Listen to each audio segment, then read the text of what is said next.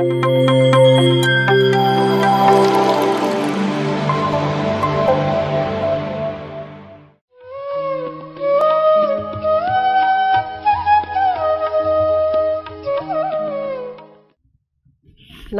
ಎಲ್ಲ ವೀಕ್ಷಕರಿಗೂ. PMC ಕನ್ನಡ ವಾಹಿನಿ ಪ್ರತಿಕ್ಷಣ ಸತ್ಯ ದರ್ಶನ. ಮೊದಲೇದಾಗಿ ಬ್ರಹ್ಮರ್ಷಿ ಪಿತಾಮಹ ಸುಭಾಷ್ ಪತ್ರಿಜಿಯವರಿಗೆ ಅನಂತ ವಂದನೆಗಳನ್ನು ಅರ್ಪಿಸುತ್ತಾ, ಸ್ವರ್ಣಮಾಲಾ ಮಾತೆಯವರಿಗೆ ನಮಿಸುತ್ತಾ, ಆತ್ಮೀಯರೇ, ಮಾತೃದೇವೋ ಭವ, ಪಿತೃದೇವೋ ಭವ, ಆಚಾರ್ಯ ದೇವೋ ಭವ, ಅತಿಥಿ ದೇವೋ ಭವ. ಮತ್ತೆ ನಾನೆಲ್ಲರಿಗೂ ಹಂಚ್ಕೊಳ್ಳೋದಕ್ಕೆ ಇಷ್ಟಪಡ್ತೀನಿ ಅಂತ ಹೇಳಿದ್ರೆ, PMC ವಾಹಿನಿ ಯಾವಾಗಲೂ ಕೂಡ ಸಹ ಒಂದು ವಿಭಿನ್ನವಾದ ಕಾರ್ಯಕ್ರಮಗಳನ್ನು ತಗೊಂಡು ಬರ್ತಾ ಇದೆ. ಹಾಗೆ ಆತ್ಮೀಯರೇ, ಇಂದು ಕೂಡ ಸಹ ಅಂಥದ್ದೇ ಒಂದು ವಿಚಾರವನ್ನು ನಾವು ತಗೊಂಡು ಬಂದಿದ್ದೀವಿ. ನಾವೆಲ್ಲರೂ ಕೆಲಸ ಮಾಡ್ತೀವಿ. ಕೆಲಸ ಅಂತ ಹೇಳ್ತೀವಿ, ಕರ್ಮ ಅಂತ ಹೇಳ್ತೀವಿ. ಅದರಲ್ಲಿ ಒಳ್ಳೆಯ ಕೆಲಸ ಆಗಿರಬಹುದು ಅಥವಾ ಒಳ್ಳೆಯದಲ್ಲದೂ ಆಗಿರಬಹುದು, ಅವನ್ನ ನಾವು ಕರ್ಮ ಅಂತ ಹೇಳ್ತೀವಿ.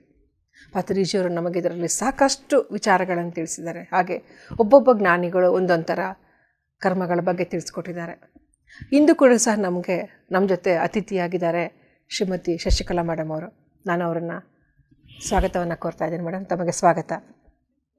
ತಮ್ಮ ಪರಿಚಯ, ತಾವು ತಮ್ಮ ಮಾತೃಭಾಷೆ ಯಾವುದು, ಯಾವಾಗ ಧ್ಯಾನಕ್ಕೆ ಬಂದ್ರಿ, ತಮ್ಮ ಪರಿಚಯವನ್ನು ಮಾಡಿಕೊಡಿ ಮೇಡಮ್. ನನ್ನ ಹೆಸರು ಶಶಿಕಲಾ.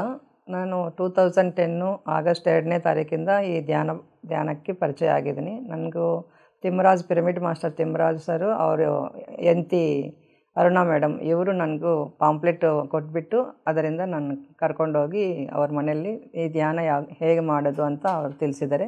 ಅವತ್ತಿಂದ ಇವತ್ತಿನವರೆಗೂ ನಾನು ಧ್ಯಾನ ಮಾಡ್ತಾಯಿದ್ದೀನಿ. ಎಸ್ ಮೇಡಮ್, ಅದ್ಭುತ. ನೋಡಿ, ಒಂದೇ ಒಂದು ಪಾಂಪ್ಲೆಟಿಂದ ಯಾರು ಯಾವ ಥರ ಪರಿವರ್ತನೆ ಆಗ್ತಾರೆ ಅಂತ ಗೊತ್ತಾಗಲ್ಲ. ನಾವು ಕೊಡೋದು ನಮ್ಮ ಧರ್ಮ ಆಗಿರಬೇಕು, ಕಲಿಯೋದು ಬಿಡೋದು ಅವ್ರ ಕರ್ಮ ಆಗಿರುತ್ತೆ. ಕರ್ಮ ಇಲ್ಲೇ ಬಂತು ನೋಡಿ, ಕೆಲಸ ಅಲ್ವಾ? ಹಾಗೆ ಮೇಡಮ್ ಕೂಡ ಸಹ 13 ವರ್ಷಗಳ ಹಿಂದೆ ತಿಮ್ಮರಾಜು ಅಂತಕ್ಕಂಥ ಪಿರಮಿಡ್ ಮಾಸ್ಟರ್ ದಂಪತಿಗಳಿಂದ ಧ್ಯಾನ ಪರಿಚಯ ಆಯಿತು ಅವರು. ಮೇಡಮ್, ತಾವು ಈಗ ಎಲ್ಲಿದ್ದೀರಾ? ಯಾವ ರೀತಿ ನೀವು ಧ್ಯಾನದಲ್ಲಿ ತೊಡಗಿಸ್ಕೊಂಡಿದ್ದೀರಾ ತಮ್ಮಂತಾವು?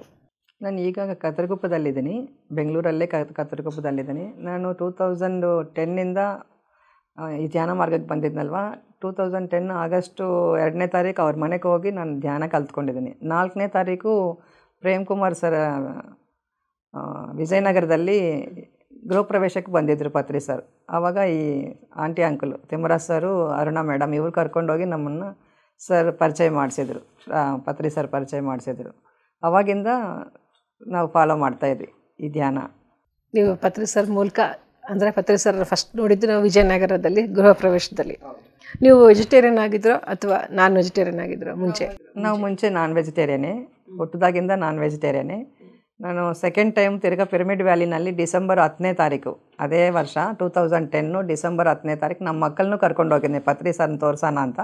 ಆವತ್ತು ಸೆಕೆಂಡ್ ಟೈಮ್ ಶೇಕೆಂಡ್ ತಗೊಂಡಿದ್ದೀನಿ. ಆವಾಗ ನನಗೆ ಅನಿಸ್ತು, ಅಂದರೆ ಶೇಕೆಂಡ್ ಒಂದು 10-20 ಮಿನಿಟ್ಸು ನನ್ನ ಕೈಯಲ್ಲಿ ಸರ್ ಕೈಯಲ್ಲಿ ಹಂಗೆ ಶೇಕ್ ಮಾಡ್ತಾನೇ ಇದ್ದರು.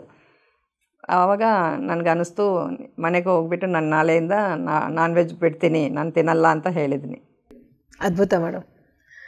ಹಾಗೆ ಮೇಡಮ್, ಈಗ ಎಲ್ಲರೂ ಕೂಡ ಸಹ ಧ್ಯಾನ ಕಲಿತ ನಂತರ ಅಲ್ಲೇ ಇರೋಲ್ಲ. ಯಾವಾಗಲೂ ಹೇಳ್ತೀವಿ ನಾವು, LKGಯಿಂದ ನಾವು ಡಿಗ್ರಿ ತನಕ ಹೋಗಬೇಕು, PhD ಕೂಡ ಸಹ ಮಾಡಬೇಕು ಅಂತಂದೇಳಿ. ತಾವು ಕೂಡ ಸಹ ಹಾಗೆ ಬರೀ ಧ್ಯಾನ ತಿಳ್ಕೊಂಡು ತಾವು ತಿಳ್ಕೊಂಡು ಅಷ್ಟೇ ಇರಲಿಲ್ಲ, ಪ್ರಚಾರ ಮಾಡ್ತಾ ಇದ್ದೀರಾ. ಹೇಗೆ ನೀವು ಯಾಕೆ ಈ ಥರ ಬಂದು ಕುತ್ಕೊಂಡು ಹೇಳೋ ಥರ ಯಾವ ಉದ್ದೇಶದಿಂದ ಬಂದು ಕೂತಿದ್ದೀರಾ ಇವತ್ತು ಅನ್ನೋ ಒಂದು ವಿಚಾರವಾಗಿ ತಿಳಿಸಿ ಮೇಡಮ್.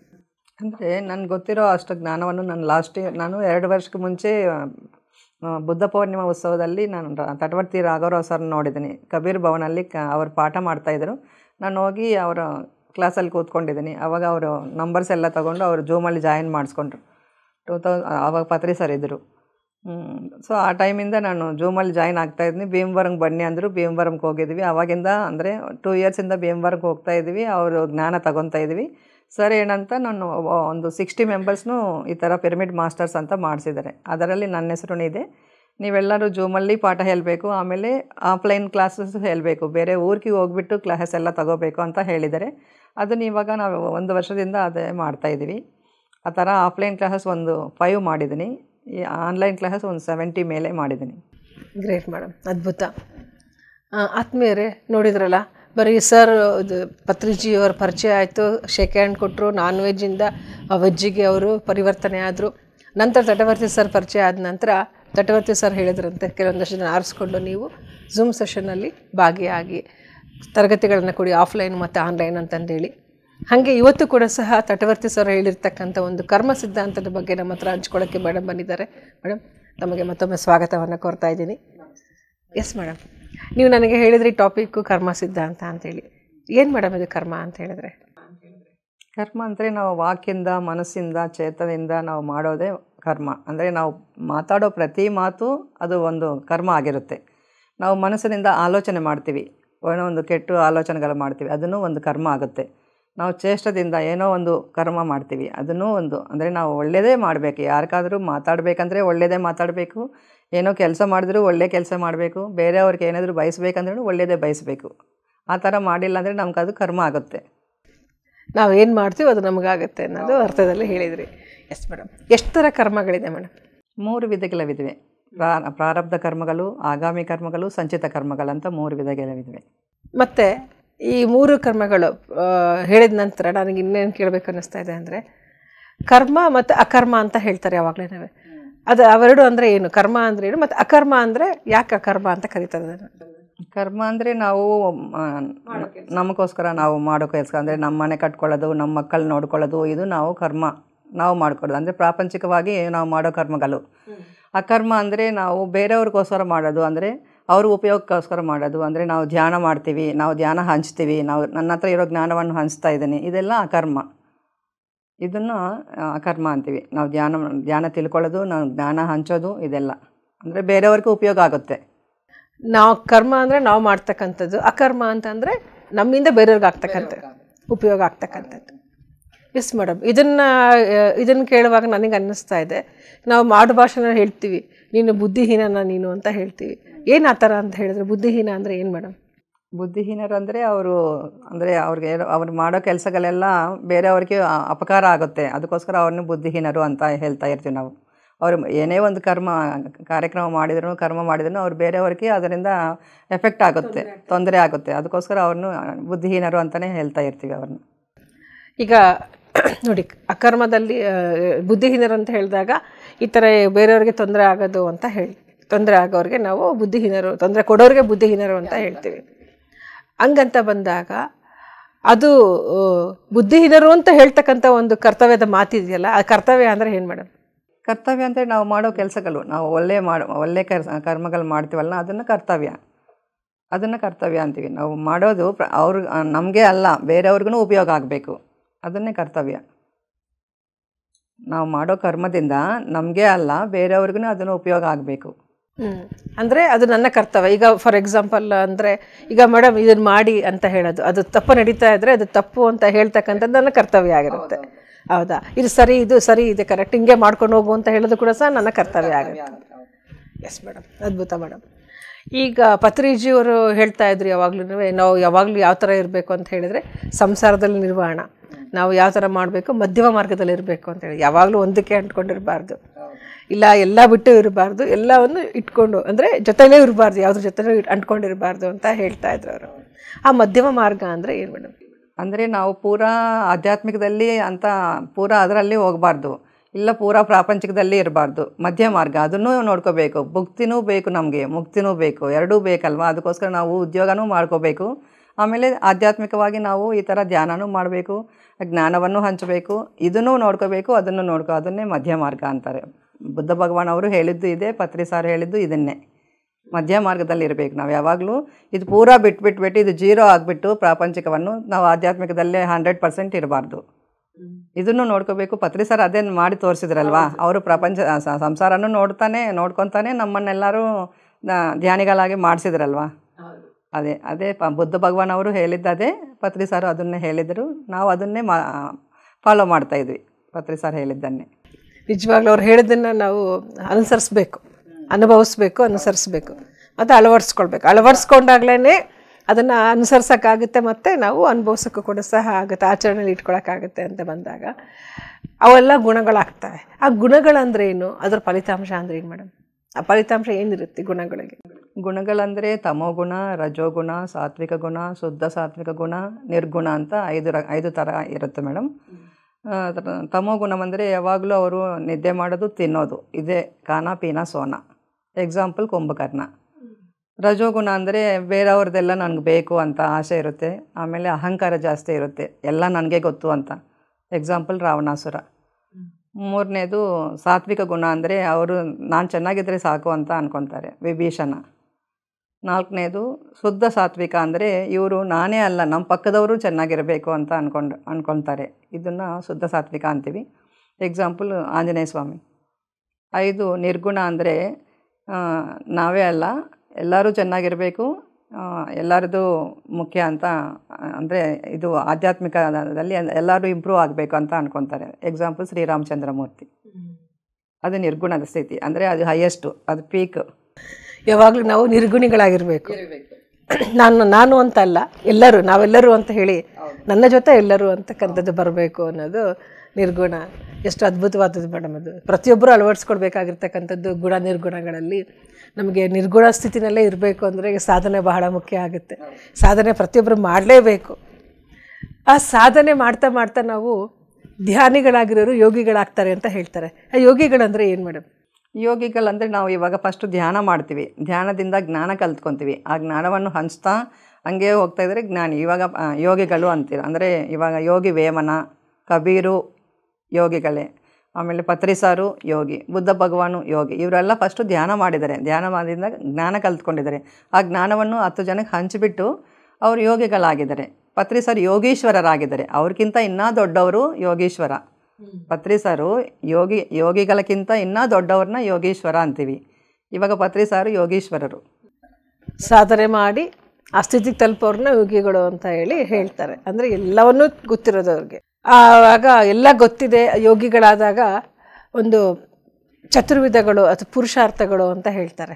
ಚತುರ್ವಿಧ ಪುರುಷಾರ್ಥಗಳು ಅಂತ ಒಂದು ವಾಕ್ಯದಲ್ಲಿ ಬರುತ್ತೆ. ಆ ಚತುರ್ವಿಧ ಪುರುಷಾರ್ಥಗಳಂದರೆ ಏನು, ಯಾಕವು? ಧರ್ಮ, ಅರ್ಥ, ಕಾಮ, ಮೋಕ್ಷ. ನಾವು ಯಾವಾಗಲೂ ಧರ್ಮದಲ್ಲೇ ಇರಬೇಕು. ಧರ್ಮವು ರಕ್ಷತಿ ರಕ್ಷಿತಃ ಅಂತಾರೆ ದೊಡ್ಡವರು. ಸೊ ನಾವು ಧರ್ಮವನ್ನು ಕಾಪಾಡಬೇಕು. ನಾವು ಕಾಪಾಡಿದರೆ ಧರ್ಮನೇ ನಮ್ಮನ್ನು ಕಾಪಾಡುತ್ತೆ.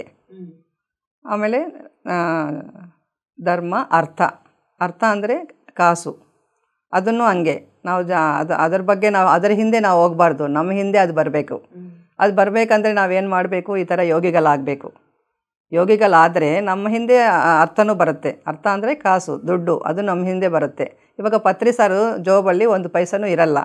ಆದ್ರೇನು ಅವರು ಪಿರಮಿಡ್ ವ್ಯಾಲಿ ಕಟ್ಟಿಸಿದ್ದಾರೆ, ಕರ್ತಾಲಲ್ಲಿ ಪಿರಮಿಡ್ ಕಟ್ಟಿಸಿದ್ದಾರೆ. ಅದೇನು ರಾಜಮಂಡ್ರಿ ಹತ್ರ ಒಂದು ವಸಿಷ್ಠ ಗೌತಮಿ ಪಿರಮಿಡ್ ಕಟ್ಟಿಸಿದ್ದಾರೆ. ಅವ್ರ ಜೋಬಲ್ಲಿ 1 ರೂಪಾಯಿ ಯಾವಾಗನ್ನ ನೋಡಿದ್ದೀರಾ? ಯಾರೂ ನೋಡೇ ಇಲ್ಲ. ಹೆಂಗಾಗಿತ್ತಿದೆಲ್ಲ? ಅವ್ರ ಹಿಂದೆ ಲಕ್ಷ್ಮಿ ಬರ್ತಾ ಇದೆ. ಯೋಗಿಗಳಾದರೆ ಯೋಗಿಗಳ ಹಿಂದೆ ಲಕ್ಷ್ಮಿ ಬರುತ್ತೆ. ಧರ್ಮ, ಅರ್ಥ, ಕಾಮ, ಮೋಕ್ಷ. ಕಾಮ ಅಂದರೆ ಅದು ಕೋರಿಕೆಗಳು. ಅದನ್ನು ನಾವು ಕಂಟ್ರೋಲಲ್ಲಿ ಇಟ್ಕೋಬೇಕು. ಅಂದರೆ ಗಂಡ ಹೆಂಡತಿ ಮಧ್ಯೆ ಕಾಮ ಇದ್ದರೆ ಅದು ಕರೆಕ್ಟು. ಬೇರೆ ಅವ್ರ ಹೆಂಡತಿನೂ ನನಗೆ ಬೇಕು ಅಂತ ಅಂದ್ಕೊಳ್ತಾರಲ್ಲೋ ಅದು ತಪ್ಪು. ಆ ಥರ ಮಾಡಬಾರ್ದು. ಅದನ್ನು ನಾವು ಕಂಟ್ರೋಲಲ್ಲಿ ಇಟ್ಕೋಬೇಕು. ಮೋಕ್ಷ, ನಾವು ಇದೆಲ್ಲ ಕರೆಕ್ಟಾಗಿ ಪಾಲನೆ ಮಾಡ್ತಾ ಹೋದರೆ ನಮಗೂ ಮೋಕ್ಷ ಸಿಗುತ್ತೆ. ನಾವು ಸಾಧನೆ ಮಾಡಬೇಕು, ಧ್ಯಾನ ಮಾಡಬೇಕು, ಧ್ಯಾನದಿಂದ ಜ್ಞಾನ ತಗೋಬೇಕು, ಜ್ಞಾನದಿಂದ ನಮಗಿರೋ ಜ್ಞಾನವನ್ನು 10 ಜನಕ್ಕೆ ಹಂಚಬೇಕು. ಆವಾಗ ನಮಗೂ ಮೋಕ್ಷ ಸಿಗುತ್ತೆ. ಅದ್ಭುತ ಮೇಡಮ್. ನೋಡಿ, ಈ 4 ಚತುರ್ವಿಧ ಪುರುಷಾರ್ಥಗಳಲ್ಲಿ ಎಷ್ಟು ಅದ್ಭುತವಾದದ್ದು ನಾವು ತಿಳ್ಕೊಳ್ಬೇಕಾಗಿರೋದು ಅಂದರೆ, ಮೋಕ್ಷ ಬೇಕು ಅಂದರೆ ಎಲ್ಲವನ್ನೂ ಸಮನಾಗೇ ಇಟ್ಕೊಳ್ಬೇಕು ನಾವು. ಧರ್ಮ, ಅರ್ಥ, ಕಾಮ, ಮೋಕ್ಷ. ನೋಡಿ, ಧರ್ಮವನ್ನು ಪಾಲಿಸ್ಬೇಕು. ನಮ್ಮ ಧರ್ಮ ಆಚರಣೆಯಲ್ಲಿ ಇಟ್ಕೋಬೇಕು. ಆಚರಣೆಯಲ್ಲಿ ಇಟ್ಕೊಳ್ಳೋದ್ರ ಜೊತೆಗೆ ಅರ್ಥ ಅಂದರೆ ಹಣ ಎಷ್ಟು ಬೇಕೋ ಅಷ್ಟನ್ನು ನಾವು ಉಪಯೋಗಿಸ್ಕೊಳ್ಬೇಕು. ಇಲ್ಲದೇ ಇರೋರಾದರೂ ಅಷ್ಟೇ. ಮೇಡಮ್ ಅದ್ಭುತವಾಗಿ ಉದಾಹರಣೆ ಪತ್ರಿಜಿಯವ್ರದ್ದು ಕೊಟ್ಟರು. ಇರೋರು ಕೂಡ ಸಹ ತಮಗೆ ಎಷ್ಟು ಬೇಕೋ ಅಷ್ಟನ್ನು ಉಪಯೋಗಿಸ್ಕೊಂಡು ಇನ್ನೊಬ್ಬರಿಗೆ ದಾನ ಮಾಡಬೇಕು. ಆಯಿತಾ? ಮತ್ತು ಕಾಮ ಅಂತ ಹೇಳಿದ್ರೆ ತುಂಬ ಅದ್ಭುತವಾಗಿ ಹೇಳಿದರು. ಒಂದು ಆಕರ್ಷಣೆ ಇರಬಹುದು. ಆಮೇಲಿಂದ ಆಸೆಗಳು, ಎಷ್ಟು ಆಸೆಗಳಿರುತ್ತೆ ಅಂತಂದರೆ ಎಲ್ಲನೂ ನನಗೆ ಬೇಕು, ಎಲ್ಲನೂ ನನ್ನದೇ ಅಂತಕ್ಕಂಥ ಆ ಒಂದು ಆಸೆಗಳಿರಬಾರ್ದು. ಅವೆಲ್ಲವನ್ನು ಯಾವ ಸಂದರ್ಭದಲ್ಲಿ ಉಪಯೋಗಿಸ್ಕೊಳ್ಬೇಕೋ ಆ ಸಂದರ್ಭದಲ್ಲಿ ಉಪಯೋಗಿಸ್ಕೊಳ್ಬೇಕು. ಕೊನೆಗೆ ಅದಕ್ಕೆ ಮೋಕ್ಷ ಸಿಗುತ್ತೆ ಅನ್ನೋದು ಒಂದು ಅರ್ಥದಲ್ಲಿ ಚತುರ್ವಿಧ ಪುರುಷಾರ್ಥಗಳ ಬಗ್ಗೆ ತುಂಬ ಚೆನ್ನಾಗಿ ಮೇಡಮ್ಮು ತಿಳಿಸ್ಕೊಟ್ರು. ಈ ಒಂದು ಧರ್ಮ ಅಂತ ಕರ್ಮ ಅಂತ ಬಂದಾಗ ಈ ಕರ್ಮಗಳಲ್ಲಿ ಎಷ್ಟು ವಿಧಗಳಿದೆ ಮೇಡಮ್? ಅದೇ ಪ್ರಾರಬ್ಧ ಕರ್ಮಗಳು, ಆಗಾಮಿ ಕರ್ಮಗಳು, ಸಂಚಿತ ಕರ್ಮಗಳು ಅಂತ. ಪ್ರಾರಬ್ಧ ಕರ್ಮಗಳಂದರೆ ನಾವು ಜನ್ಮ ತಗೊಂಡು ಮೇಲಿಂದ ಕೆಳಗೆ ಬರುವಾಗ ನಾವು ಒಂದು 100 ಕರ್ಮಗಳು ನಾವು ತಗೊಂಡು ಬರ್ತೀವಿ. ಅಂದರೆ ನಾವು ಸೆಲೆಕ್ಟ್ ಮಾಡ್ಕೊಂಡು ಬರ್ತೀವಿ ಕೆಳಗಡೆ ಬರುವಾಗ, ಅದನ್ನು ಪ್ರಾರಬ್ಧ ಕರ್ಮಗಳು ಅಂತೀವಿ. ತಿರ್ಗಾ ನಾವು ಇವಾಗ ಅಂದರೆ ಹುಟ್ಟಿದಾಗಿಂದ ಇವತ್ತಿನವರೆಗೂ ಸಾಯೋವರೆಗೂ ನಾವು ಡೈಲಿ ಅಂದರೆ ಡೇ ಟು ಡೇ ನಾವು ಮಾಡ್ತೀವಲ್ಲ ಈ ಕರ್ಮಗಳು, ಅದನ್ನು ಆಗಾಮಿ ಕರ್ಮಗಳು, ಅದನ್ನೇ ವರ್ತಮಾನ ಕರ್ಮಗಳು ಅಂತೀವಿ. ಅಂದರೆ ನಾವು ಇವಾಗ ಪ್ರೆಸೆಂಟ್ ಮಾಡ್ತಾ ಇದ್ವಲ್ಲ, ಅದಕ್ಕೋಸ್ಕರ ಅದನ್ನು ವರ್ತಮಾನ ಕರ್ಮಗಳು ಅಂತೀವಿ, ಇಲ್ಲಾಂದರೆ ಆಗಾಮಿ ಕರ್ಮಗಳು ಅಂತೀವಿ. ಅದಾದಮೇಲೆ ನಾವು ಸತ್ತೋಗ್ತೀವಿ. ನಾವು 100 ಕರ್ಮಗಳನ್ನ ತಗೊಂಡು ಬಂದಿದ್ದೀವಿ ಮೇಲಿಂದ ಬರುವಾಗ. ಆ 100ಅಲ್ಲಿ ನಾವು 60ನೇ ಅನುಭವಿಸಿದ್ವಿ, ಇನ್ನೊಂದು 40 ಇದೆ ನನ್ನ ಹತ್ರ. ಅದ್ರ ಜೊತೆಗೆ ನಾವು ಇನ್ನೂ ಮಾಡಿದ್ವಲ್ಲ, ಇವಾಗ ಆಗಾಮಿ ಕರ್ಮಲ್ಲೂ ಮಾಡಿದ್ವಿ, ಅದನ್ನು ಇದನ್ನು ಸೇರಿಸ್ಕೊಂಡು ನಾವು ಮೇಲಕ್ಕೆ ತಗೊಂಡು ಹೋಗ್ತೀವಿ. ಅದನ್ನು ಸಂಚಿತ ಕರ್ಮಗಳು ಅಂತೀವಿ. ನಾವು ಅಲ್ಲೋಗಿ ಅಲ್ಲಿ ಒಂದು ಸ್ಟಾಕ್ ಇಟ್ಕೊತೀವಿ ಮೇಲ್ಗಡೆ, ಆ ಸ್ಟಾಕ್ ಇಟ್ಕೊಂಡದನ್ನು ಸಂಚಿತ ಕರ್ಮಗಳು ಅಂತೀವಿ. ತಿರ್ಗಾ ನಾವು ಬರೋ ಟೈಮಲ್ಲಿ ತಗೊಂಡು ಬರೋದು ಪ್ರಾರಬ್ಧ ಕರ್ಮಗಳು, ನಾವಿಲ್ಲಿ ಪ್ರೆಸೆಂಟ್ ಮಾಡೋದು ವರ್ತಮಾನ ಕರ್ಮಗಳು, ಇಲ್ಲಾಂದರೆ ಆಗಾಮಿ ಕರ್ಮಗಳು. Yes madam. ಇನ್ನೊಂದು ಹೇಳ್ತಾರೆ ಮೇಡಮ್, ಸತ್ಕರ್ಮ ಮತ್ತು ದುಷ್ಕರ್ಮ ಅಂತೇಳಿ. ಸತ್ಕರ್ಮ ಅಂದರೆ ನಾವು ಒಳ್ಳೆಯದು ಮಾಡೋದು. ಅಂದರೆ ನಾವು ಮಾಡೋ ಪ್ರತಿ ಕರ್ಮದಿಂದ, ನಾವು ಮಾಡೋ ಪ್ರತಿ ಚೇಷ್ಟದಿಂದ ಬೇರೆಯವ್ರಿಗೆ ಇದು ಹಿಂಸೆ ಆಗಬಾರ್ದು, ಬೇರೆಯವ್ರು ನೋಯಿಸಬಾರ್ದು, ಅವ್ರಿಗೆ ನಾವು ಒಳ್ಳೆಯದೇ ಮಾಡಬೇಕು, ಅದನ್ನು ಸತ್ಕರ್ಮ ಅಂತೀವಿ. ಇಲ್ಲ ನಾವು ಮಾಡೋ ಪ್ರತಿ ಕರ್ಮದಿಂದ ಮಾತುದಿಂದ ಇಲ್ಲಾಂದರೆ ಚೇಷ್ಟದಿಂದ ಬೇರೆಯವರು ಹಿಂಸೆ ಮಾಡಿಕೊಂಡ್ರೆ, ಅವ್ರಿಗೆ ಹಿಂಸೆ ಆದರೆ ಅದನ್ನು ದುಷ್ಕರ್ಮ ಅಂತೀವಿ. ಅದನ್ನು ಮಾಡಬಾರ್ದು. ನಾವು ಮಾಡಿದರೆ ಸತ್ಕರ್ಮೆ ಮಾಡಬೇಕು.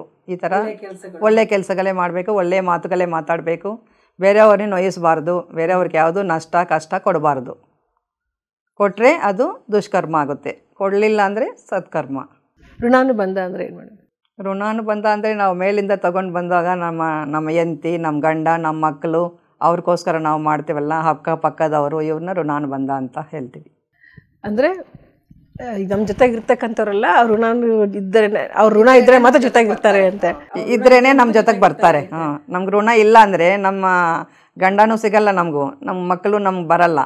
ಏನೋ ಒಂದು ಋಣ ಇರುತ್ತೆ, ಅದಕ್ಕೋಸ್ಕರ ನಮ್ಮ ಮಕ್ಕಳಾಗೂ ಹುಡ್ತಾರೆ. ಇದಕ್ಕೆ ಬಂದಾಗ ನೆಕ್ಸ್ಟು ನನ್ನ ಪ್ರಶ್ನೆ ಏನಂದರೆ, ಸಂಪನ್ಮೂಲಗಳನ್ನು ಯಾಕೆ ನಾವು ಅದನ್ನು ದುರುಪಯೋಗ ಮಾಡಬಾರ್ದು? ಅಂದರೆ ಮಳೆ, ನೀರು, ಪ್ರಕೃತಿ, ಇದನ್ನು ನಾವು ವೇಸ್ಟ್ ಮಾಡಬಾರ್ದು, ದುರ್ವಿನಿಯೋಗ ಮಾಡಬಾರ್ದು. ಏನಕ್ಕೆ ಅಂದರೆ, ಎಕ್ಸಾಂಪಲ್ ನಾವು ಒಂದು ಗಿಡಗಳನ್ನು ಕಟ್ ಮಾಡ್ತೀವಿ. ಇವಾಗ ಬೆಂಗಳೂರಲ್ಲಿ ಒಂದು ಮೆಟ್ರೋ ಆಗಬೇಕಂತ ನಾವೆಲ್ಲ ಗಿಡಗಳನ್ನ ಕಟ್ ಮಾಡಿದ್ವಿ. ಅದರಿಂದ ನಮಗೂ ಗಾಳಿ ಬರಲ್ಲ, ಮಳೆನೂ ಬರಲ್ಲ. ಮಳೆ ಬರಲ್ಲ ಅಂದರೆ ನಮಗೂ ಭತ್ತ ಬೆಳೆಯೋಕ್ಕೆ ಆಗಲ್ಲ, ಅದರಿಂದ ನಮಗೂ ಕ್ಷಾಮ ಆಗುತ್ತೆ. ಸೊ ಅದರಿಂದ ನಮಗೂ ಎಫೆಕ್ಟ್ ಜಾಸ್ತಿ ಆಗುತ್ತೆ. ಅದಕ್ಕೋಸ್ಕರ ನಾವು ಇದನ್ನು ವನರಲ್ನ ನಾವು ಜಾಸ್ತಿ ಕಾಪಾಡ್ಕೋಬೇಕು, ಅದನ್ನು ನಾವು ದುರ್ವಿನಿಯೋಗ ಮಾಡಬಾರ್ದು. ಸಂಪನ್ಮೂಲಗಳನ್ನು ಯಾವುದನ್ನು ಕೂಡ ಸಹ ನಾವು ಅದನ್ನ ನೀಟಾಗಿ ಬಳಸ್ಬೇಕು, ಅದಕ್ಕೆ ದುರುಪಯೋಗ ಮಾಡಿಸ್ಕೊಳ್ದಲ್ಲೇ ಉಪಯೋಗ ಮಾಡ್ಕೋಬೇಕು. ಅದನ್ನು ಯಾವ್ಯಾವುದನ್ನ ಈಗ ವೇಸ್ಟ್ ಎಲ್ಲ ಬಿಸಾಕಿ ಭೂಮಿ ತಾಯಿನ ನಾವು ಎಷ್ಟೊಂದು ಕಸಗಳನ್ನು ಹಾಕ್ತೀವಿ, ಕಲುಷಿತ ಮಾಡ್ತೀವಿ, ನಾವು ಅದೆಲ್ಲ ಬಿಡಬೇಕು ಅಂತ ಹೇಳ್ತೀರಿ. ಮರಗಳನ್ನು ಉಳಿಸ್ಬೇಕು. ಮರಗಳಿದ್ದರೆ ಕಾಡು ನಾಡು ಎಲ್ಲ ಇದ್ರೇ ನಮಗೆ ಸಾಕಷ್ಟು ಮಳೆ ಬೆಳೆ ಎಲ್ಲ ಹಾಕತ್ತೆ. ಎಸ್ ಮೇಡಮ್, ಅದ್ಭುತ ಮೇಡಮ್. ಹಾಗೆ ಮೇಡಮ್, ಇಷ್ಟು ತನಕ ನಾವು ಕರ್ಮ ಬಗ್ಗೆ ಮಾತಾಡ್ಕೊಂಡು ಬಂದ್ವಲ್ಲ, ನಾವು ಯಾಕೆ ಕರ್ಮಗಳನ್ನು ಅನುಭವಿಸ್ಬೇಕು? ನಾವು ಹಿಂದಿನ ಜನ್ಮದಲ್ಲಿ ಮಾಡಿರ್ತೀವಿ ಆ ಕರ್ಮಗಳನ್ನ. ಇವಾಗ ನಾವು ಬರೋವಾಗ ಜನ್ಮ ತಗೊಳ್ಳೋಕ್ಕೂ ಮುಂಚೆ ನಮ್ಮನ್ನು ಆಕಾಶಿಕ್ ರೆಕಾರ್ಡ್ಸ್ ಅಂತ ಒಂದು ರೂಮಲ್ಲಿ ಕಳಿಸ್ತಾರೆ ಮೇಲ್ಗಡೆ ಲೋಕದಲ್ಲಿ. ಅಲ್ಲಿ ಕಳಿಸಿದಾಗ ಅಲ್ಲಿ ನಾವು ತಗೊಂಡು ಬರ್ತೀವಿ. ಅಂದರೆ ನಾವು ಒಂದು ಇಷ್ಟು ಜನ್ಮಗಳು ನಾವು ಮಾಡಿರ್ತೀವಲ್ಲ, ಅದನ್ನು ನಾವು ಅನುಭವಿಸಬೇಕಾಗುತ್ತೆ. ಅನುಭವಿಸ್ಬೇಕಂದ್ರೆ ನಾವು ತಗೊಂಡು ಬರ್ತೀವಿ ಕೆಳಗಡೆ ಬರುವಾಗ, ಅದನ್ನೇ ಪ್ರಾರಬ್ಧ ಕರ್ಮಗಳಂತೀವಲ್ಲ, ಅದು ಅನುಭವಿಸಲೇಬೇಕು. ನಾವು ಮಾಡಿರೋ ಕರ್ಮಗಳು ನಾವೇ ಅನುಭವಿಸಬೇಕು, ಬೇರೆಯವರು ಅನುಭವಿಸೋಕ್ಕಾಗಲ್ಲ. ಅದಕ್ಕೋಸ್ಕರ ನಾವು ಅದನ್ನು ರೋಗದ ಮೂಲಕ, ಇಲ್ಲಾಂದರೆ ನಮಗೇನೋ ಕಷ್ಟಗಳು ನಷ್ಟಗಳು ಅದರ ಮೂಲಕ ನಾವು ಅನುಭವಿಸ್ತೀವಿ. ಮಾಡಿದ್ದುಣ್ಣ ಮಹಾರಾಯ ಅಂತ ಏನು ಕನ್ನಡದಲ್ಲಿ ಒಂದು ಗಾದೆ ಹೇಳ್ತಾರೆ, ನಾವು ಮಾಡಿದ್ರೆ ನಾವೇ ಅನುಭವಿಸ್ಬೇಕು. ಎಸ್, ಅದ್ಭುತ ಮೇಡಮ್. ಹಂಗೆ ನೀವು ಅದ್ರ ಬಗ್ಗೆ ಹೇಳುವಾಗ ನನಗೆ ಇನ್ನೊಂದು ನೆನಪಾಗೋದು, ಈ ಕರ್ಮವು ಯಾಕೆ ಪುನರ್ಜನ್ಮವಾಗಿ ನಮಗೆ ಮಾರ್ಪಾಡಾಗುತ್ತೆ? ಪುನರ್ಜನ್ಮದಲ್ಲಿ ಯಾಕೆ ಯಾವ ಥರ ಬರುತ್ತೆ ಅಂತ? ಅಂದರೆ ನಾವು ಹಿಂದಿನ ಜನ್ಮದಲ್ಲಿ ಮಾಡಿರೋ ಕರ್ಮಗಳನ್ನು ತಿರ್ಗಾ ನಾವು ಇನ್ನೊಂದು ಜನ್ಮ ತಗೊತೀವಲ್ಲ, ಪುನರ್ಜನ್ಮ ತಗೊತೀವಿ. ಆ ಜನ್ಮದಲ್ಲಿ ನಾವು ಅನುಭವಿಸಬೇಕಾಗುತ್ತೆ. ಅದಕ್ಕೋಸ್ಕರ ನಾವು ಆ ಪುನರ್ಜನ್ಮದಲ್ಲಿ ಈ ಹಿಂದಿನ ಜನ್ಮದಲ್ಲಿ ಮಾಡಿರೋ ಕರ್ಮಗಳನ್ನೇ ನಾವು ತಗೊಂಡು ಬರ್ತೀವಿ. ಆ ಪುನರ್ಜನ್ಮಕ್ಕೆ ಅದನ್ನು ಅನುಸಂಧಾನ ಆಗುತ್ತೆ. ಅಂದರೆ ಆ ಜನ್ಮದಲ್ಲಿ ನಾವು ಅನುಭವಿಸಬೇಕಾಗುತ್ತಲ್ವ. ಇವಾಗ ಹಿಂದಿನ ಜನ್ಮದಲ್ಲಿ ನಾನೇನೋ ಕರ್ಮಗಳು ಮಾಡಿದ್ದೀನಿ, ಇವಾಗ ಈ ಜನ್ಮ ತಗೊಂಡಿದ್ದೀನಿ. ಈ ಜನ್ಮದಲ್ಲಿ ನಾನೇನೋ ಎಷ್ಟೊಂದು ಕಷ್ಟಗಳನ್ನೆಲ್ಲ ಅನುಭವಿಸಿದ್ದೀನಿ. ಆ ಕಷ್ಟಗಳ ಏನಕ್ಕೆ ಅನುಭವಿಸಬೇಕು ಅಂದರೆ ನಾವು ಮಾಡಿದ್ವಲ್ಲ ಅದಕ್ಕೆ. ಆ ಜನ್ಮದಲ್ಲಿ ಮಾಡಿರೋದು ಈ ಪುನರ್ಜನ್ಮಗೂ ನಮಗೆ ಎಫೆಕ್ಟ್ ಆಗುತ್ತೆ. ಅದೇ ಒಳ್ಳೆ ಕರ್ಮಗಳಾದರೆ ಎಲ್ಲ ಇರುತ್ತೆ. ಒಳ್ಳೆ ಕರ್ಮಗಳನ್ನು ಅನುಭವಿಸ್ಬೇಕು, ಕೆಟ್ಟ ಕರ್ಮಗಳನ್ನು ಅಂದರೆ ಒಳ್ಳೆಯದಲ್ಲದಲ್ಲದನ್ನು ಕೂಡ ಸಹ ನಾವು ಮತ್ತೆ ಮುಂದಿನ ಜನ್ಮದಲ್ಲಿ ಅನುಭವಿಸಲೇಬೇಕಾಗುತ್ತೆ. Yes madam. ಈಗ ಹೇಳ್ತಾರೆ ಉದ್ಧರೇದ ಆತ್ಮಾನಾಮ ಅಂತ ಹೇಳ್ತಾರೆ, ಹಂಗಂದ್ರೆ ಏನು ಮೇಡಮ್? ಅಂದರೆ ಶ್ರೀಕೃಷ್ಣ ಭಗವದ್ಗೀತನಲ್ಲಿ ಅರ್ಜುನ ಹತ್ರ ಮಾತಾಡ್ತಾ ಇದ್ದಾರೆ, ಹೇಳ್ತಾ ಇದ್ದಾರೆ ಭಗವದ್ಗೀತನಲ್ಲಿ. ಅಂದರೆ ಉದ್ಧರೇದಾತ್ಮನ ಆತ್ಮಾನಂ ಅಂದರೆ ನಿಮ್ಮನ್ನು ನೀವೇ ಉದ್ಧರಿಸ್ಕೋಬೇಕು. ನಾನು ಪರಮಾತ್ಮ ಆದ್ರೂ ನಾನು ನಿಮ್ಮನ್ನೇನು ಉದ್ಧರಿಸೋಕ್ಕಾಗಲ್ಲ. ಏನಕ್ಕೆ? ನೀವೇ ಉದ್ಧರಿಸ್ಕೋಬೇಕು, ನೀವೇ ಧ್ಯಾನ ಮಾಡಬೇಕು, ನೀವೇ ಜ್ಞಾನ ತಿಳ್ಕೋಬೇಕು, ಆವಾಗ ನೀವು ಯೋಗಿ ಆಗ್ತೀರಾ. ಯೋಗಿ ಭವಾರ್ಜುನ ಅಂತ ಹೇಳಿದ್ದಾರೆ ಗೀತನಲ್ಲಿ. ಸೊ ನಾನು ಪರಮಾತ್ಮ ಆದ್ರೂ ನಿಮ್ಮನ್ನು ನಾನು ಉದ್ಧರಿಸೋಕ್ಕಾಗಲ್ಲ, ನೀವೇ ಉದ್ಧರಿಸ್ಕೋಬೇಕು. ಅದಕ್ಕೋಸ್ಕರ ಉದ್ಧರೇದಾತ್ಮನ ಆತ್ಮಾನಂ, ನಿಮ್ಮನ್ನು ನೀವೇ ಉದ್ಧರಿಸ್ಕೋಬೇಕು ಅಂತ. ನಿಮ್ಮ ಆತ್ಮವನ್ನು ನೀವೇ ಬೆಳಗಿಸ್ಕೋಬೇಕಂತ ಮಾಡ್ಕೋಬೇಕು. ಬೇರೆಯವ್ರು ಬಂದು ಯಾರೋ ಮಾಡ್ತಾರಂತ ಅನ್ಕೊಳ್ಳೋದು ಸುಳ್ಳು. ಸೊ ಅದು ಮಾಡಬಾರ್ದು. ಅದ್ಭುತ. ಸುಮ್ಮನೆ ಪತ್ರಿಜಿಯವರು ಯಾವಾಗಲೂ ಹೇಳಲ್ಲ, ಭಗವದ್ಗೀತೆಯಲ್ಲಿ ಬಂದಿರತಕ್ಕಂಥ ಒಂದೊಂದು ಪದಗಳು ಕೂಡ ಸಹ ನಮ್ಮ ಜೀವನಕ್ಕೆ ಎಷ್ಟು ಮುಖ್ಯ ಅನ್ನೋದು ಇಲ್ಲಿ ಅರ್ಥ ಆಗುತ್ತೆ ಆತ್ಮೀಯರೇ. ಹಾಗೆ ಮೇಡಮ್, ಅಪ್ಪೋ ದೀಪೋಭವ ಅಂತ ಯಾವಾಗಲೂ ನಾವು ಹೇಳ್ತಾ ಇರ್ತೀವಿ. ಎಷ್ಟೊಂದು ಜನ ಅವ್ರ ಪ್ರೊಫೈಲಲ್ಲೂ ಕೂಡ ಸಹ ಬರ್ಕೊಂಡಿರ್ತಾರೆ. ಏನಿದೆ ಅಪ್ಪೋ ದೀಪೋಭವ ಅಂತ ಹೇಳಿದರೆ? ಅಂದರೆ ನಿಮ್ಮ ದೀಪವನ್ನು ನೀವೇ ಬೆಳಗಿಸ್ಕೋಬೇಕು ಅಂತ ಬುದ್ಧ ಭಗವಾನ್ ಅವರು ಹೇಳಿದ್ದು. ನಿಮ್ಮ ದೀಪವನ್ನು ನೀವೇ ಬೆಳಗಿಸ್ಕೋಬೇಕು ಅಂದರೆ ಇನ್ನೂ ಏನಂತಾರೆ, ದೀಪ ಇದ್ದಂಗೆ ನೀವು ಅದೆಲ್ಲ ಸರಿಪಡಿಸ್ಕೋಬೇಕು ಅಂತಾರಲ್ವ, ಆ ಥರ. ನಿಮ್ಮ ಉನ್ನತಿಗೆ ನೀವೇ ಕಾರಣ. ಎಸ್. ಅಪ್ಪೋ ದೀಪೋಭವ, ನಿಮ್ಮ ದೀಪವನ್ನು ನೀವೇ ನಿಮ್ಮ ಪ್ರಕಾಶವನ್ನು ನೀವೇ ಬೆಳಗಿಸ್ಕೋಬೇಕು ಅಂಥೇಳಿ. Yes madam. ಮೇಡಮ್, ಇದೆಲ್ಲ ನಾವು ಇವಾಗ ಹಿಂದೆ ಕೂಡ ಸಹ ನಾವು ಕರ್ಮದ ಬಗ್ಗೆ ಮಾತಾಡ್ಕೊಂಡು ಬಂದ್ವಿ. ನಾವು ಈ ಕರ್ಮ ಫಲಿತಗಳು ಅಂದರೆ ಕರ್ಮದ ಫಲಿತಾಂಶಗಳು ಅಥವಾ ಕರ್ಮ ಫಲಗಳು ಅಂತ ಏನು ಹೇಳ್ತೀವಲ್ಲ, ಅವು ಯಾಕೆ ಒಂದೊಂದು ಥರ ಇರ್ತವೆ? ಎಲ್ಲರಿಗೂ ಒಂದೇ ಸಮನಾಗಿ ಯಾಕಿರಲ್ಲ? ಕರ್ಮಗಳು ಮಾಡೋದೆಲ್ಲ ಒಂದೇ ಥರನೇ. ಕೆಟ್ಟ ಕರ್ಮ ಅಂದರೆ ಕೆಟ್ಟ ಕರ್ಮ, ನೀನು ಕೆಟ್ಟ ಕರ್ಮ ಮಾಡ್ತೀನಿ, ನಾನು ಕೆಟ್ಟ ಕರ್ಮ ಮಾಡ್ತೀನಿ, ಒಳ್ಳೆ ಕರ್ಮ ಅದು. ಆದರೆ ಯಾಕೆ ಒಬ್ಬೊಬ್ಬರಿಗೆ ಒಂದೊಂದು ಥರ ಕರ್ಮ ಫಲಗಳು ಬರ್ತವೆ ಅಂತ? ಅಂದರೆ ನೀವು ಮಾಡಿರೋದು ನಾನು ಮಾಡಲ್ಲ, ನಾನು ಮಾಡಿರೋದು ಇನ್ನೊಬ್ಬರು ಮಾಡಲ್ಲ. ಅದಕ್ಕೋಸ್ಕರ ನಾವು ಮಾಡಿದ್ದು ನನಗೆ ಬರುತ್ತೆ. ನಾವಿವಾಗ ಪತ್ರಿ ಸರ್ ಹತ್ರ 2ನೇ ಸಲ ಮೀಟ್ ಮಾಡಿದ್ದೀನಿ, ಸೆಕೆಂಡ್ ತೊಗೊಂಡಿದ್ದೀನಿ, ನಾನು ನಾನ್ ವೆಜ್ ಬಿಟ್ಟಿದ್ದೀನಿ. ಇದು ನನ್ನದು ಅನುಭವ. ಆ ಥರ ನಿಮ್ಗೆ ಬೇರೆ ಅನುಭವ ಇರುತ್ತೆ. ನೀವು ಪತ್ರಿ ಸರ್ನು ನೋಡಿರೋದು, ಅವ್ರು ಏನು ಹೇಳಿರೋದು ಅದು ನಿಮ್ಮ ಮೈಂಡಲ್ಲಿ ಕೂತ್ಕೊಂಡಿರುತ್ತೆ. ಅದನ್ನು ನೀವು ಅನುಭವ ಬೇರೆ ಇರುತ್ತೆ, ನನ್ನ ಅನುಭವ ಬೇರೆ ಇರುತ್ತೆ. ಆ ಥರ ನಾವು ಮಾಡಿರೋ ಕರ್ಮಗಳೇ ಬೇರೆ ಇರುತ್ತೆ. ನನ್ನ ಕರ್ಮಗಳಿಂದ ನಾವು ಆ ಥರ ಅನುಭವಿಸ್ತೀನಿ, ನೀವು ಮಾಡಿರೋ ಥರ ನೀವು ಅನುಭವಿಸ್ತೀರ. ಆ ಥರ ಬೇರೆ ಅಂದರೆ ನಿಮ್ಮದು ನಮ್ಗೆ ಬರಲ್ಲ, ನಮ್ಮದು ನಿಮ್ಗೆ ಬರಲ್ಲ, ಇನ್ನೊಬ್ರಿಗೆ ಬರಲ್ಲ. ಪತ್ರಿ ಸರ್ ಹೇಳ್ತಾರಲ್ವ, ಚಿಕ್ಕ ಚಿಕ್ಕ ಪಾಪಗಳು ಮಾಡಿದರೆ ನಿಮ್ಗೆ ಚಿಕ್ಕ ಚಿಕ್ಕ ರೋಗಗಳು ಬರುತ್ತೆ, ದೊಡ್ಡ ದೊಡ್ಡ ಪಾಪಗಳು ಮಾಡಿದರೆ ದೊಡ್ಡ ದೊಡ್ಡ ರೋಗಗಳು ಬರುತ್ತೆ. ಆ ಥರ ಪಾಪಗಳು ಮಾಡಿದರೆ ಥರ ರೋಗಗಳು ಬರುತ್ತೆ. ನೀವು ಪಾಪಗಳೇ ಮಾಡಿಲ್ಲ ಅಂದರೆ ನಿಮ್ಗೆ ರೋಗಗಳೇ ಬರಲ್ಲ. ಇದನ್ನು ಪತ್ರಿ ಸರ್ ಯಾವಾಗಲೂ ಹೇಳ್ತಾ ಇರ್ತಾರೆ. ಕೊನೆಯದಾಗಿ ಇನ್ನೊಂದು ಪ್ರಶ್ನೆ ಮೇಡಮ್, ಯಾಕಂದರೆ ನಾವು ಕರ್ಮದ ಬಗ್ಗೆ ತಿಳ್ಕೊಂಡ್ವಿ, ಋಣಾನಂದ ಬಂಧದ ಬಗ್ಗೆ ತಿಳ್ಕೊಂಡ್ವಿ, ಉದ್ಧರೇದ ಆತ್ಮಾನ ಬಗ್ಗೆ ತಿಳ್ಕೊಂಡ್ವಿ, ಅಪ್ಪೋ ದೀಪೋಭವ ಬಗ್ಗೆ ತಿಳ್ಕೊಂಡ್ವಿ. ಹಾಗೆ ಯಾವ್ಯಾವ ಕರ್ಮಗಳಿದ್ದಾವೆ, ಮತ್ತು ಸುಕರ್ಮಗಳೇನು, ದುಷ್ಕರ್ಮಗಳೇನು, ನಮ್ಮ ಒಂದು ದೀಪವನ್ನು ನಾವು ಹೆಂಗೆ ಬೆಳೆಸ್ಕೊ ಎಲ್ಲ ಕೇಳಿದಾಗ ಕೊನೆಗೆ ನಾವು ಪ್ರೀತಿ ಅಥವಾ ಪ್ರೇಮ ಅಂತಕ್ಕಂಥದ್ದು, ದ್ವೇಷ ಅಂತಕ್ಕಂಥದ್ದು, ಇದೆಲ್ಲ ಅಂದರೆ ಏನು ಮೇಡಮ್? ಅದು ಅಂದರೆ ನಾವು ಯಾರನ್ನಾದರೂ ಪ್ರೀತಿಸಿದರೆ ನಾವು ಪ್ರೀತಿಸ್ತಾ ಇರ್ತೀವಿ ಎಲ್ಲರನ್ನೂ. ಅದೇ ಮನಸ್ಸಲ್ಲಿ ಇಟ್ಕೊಂಡು ನಾವು ಸತ್ತೋದ್ರೆ ನೆಕ್ಸ್ಟ್ ಜನ್ಮದಲ್ಲಿ ನಾವು ಅದೇ ಥರನೇ ನಾವು ಇದು ಮಾಡ್ಕೊಂಡು ಹೋಗ್ತಾ ಇರ್ತೀವಿ. ಅಂದರೆ ಸತ್ತೋದ ಮೇಲೂ ನಮ್ಗೆ ಅದೇ ಥರನೇ ಜೀವನ ಸಿಗುತ್ತೆ, ನೆಕ್ಸ್ಟ್ ಲೈಫು ಪುನರ್ಜನ್ಮನೂ ಅದೇ ಸಿಗುತ್ತೆ. ಅಂದರೆ ನಾವು ಯಾವುದು ಮನಸ್ಸಲ್ಲಿ ಇಟ್ಕೊಂಡು ಹೋಗ್ತೀವೋ ನೆಕ್ಸ್ಟ್ ಜನ್ಮನೂ ಅದೇ ಕಂಟಿನ್ಯೂ ಆಗುತ್ತೆ. ನಾವು ಬೇರೆಯವ್ರಿಗೆ ಏನಾದರೂ ಇದು ಮಾಡಬೇಕು ಅಂತ ಅಂದರೆ ಒಂದು ದುಷ್ಕರ್ಮ ಮಾಡಬೇಕಾ, ಅವ್ರನ್ನೇನಾದರೂ ಮಾಡಬೇಕಂತ ಒಂದು ಇಟ್ಕೊಂಡು ಮನಸ್ಸಲ್ಲಿ ಇಟ್ಕೊಂಡು ನಾವು ಸತ್ತೋದ್ರೆ ಅದೇ ಥರನೇ ನಮಗೂ ಪುನರ್ಜನ್ಮನೂ ಸಿಗುತ್ತೆ, ಅದೇ ನಾವು ಅನುಭವಿಸಬೇಕಾಗತ್ತೆ. ಪ್ರೀತಿ ವಿಶ್ವಾಸದಿಂದ ಸಾಯುವಾಗ ಇದ್ದರೆ ನೆಕ್ಸ್ಟ್ ಜನ್ಮದಲ್ಲಿ ನಾವು ಅದೇ ಥರ ಇರ್ತೀವಿ, ದ್ವೇಷದಿಂದ ಇದ್ದಾಗ ದ್ವೇಷದಲ್ಲೇ ಇರ್ತೀವಿ ಅನ್ನೋದು. ಹೌದೌದು. ಅದಕ್ಕೆ ಸತ್ತೋಗೋ ಟೈಮಲ್ಲಿ ನಾರಾಯಣ ನಾರಾಯಣ ಅಂತ ಬಾಯಲ್ಲಿ ಬರಬೇಕಂತ ಎಲ್ಲರೂ ದೊಡ್ಡವರು ಹೇಳ್ತಾ ಇರ್ತಾರೆ. ಅದ್ಭುತ ಮೇಡಮ್.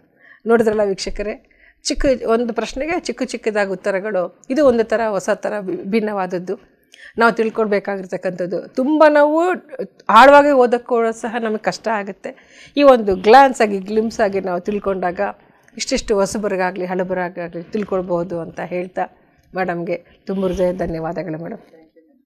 ಎಸ್ ಆತ್ಮೀಯರೇ, ಪ್ರತಿಯೊಬ್ಬರು PMC ವಾಹಿನಿಯನ್ನು ವೀಕ್ಷಿಸಿ, ಲೈಕ್ ಮಾಡಿ, ಶೇರ್ ಮಾಡಿ, ಸಬ್ಸ್ಕ್ರೈಬ್ ಮಾಡಿ ಹಾಗೂ ಸಬ್ಸ್ಕ್ರೈಬ್ ಮಾಡಿಸಿ. ಧನ್ಯವಾದಗಳು.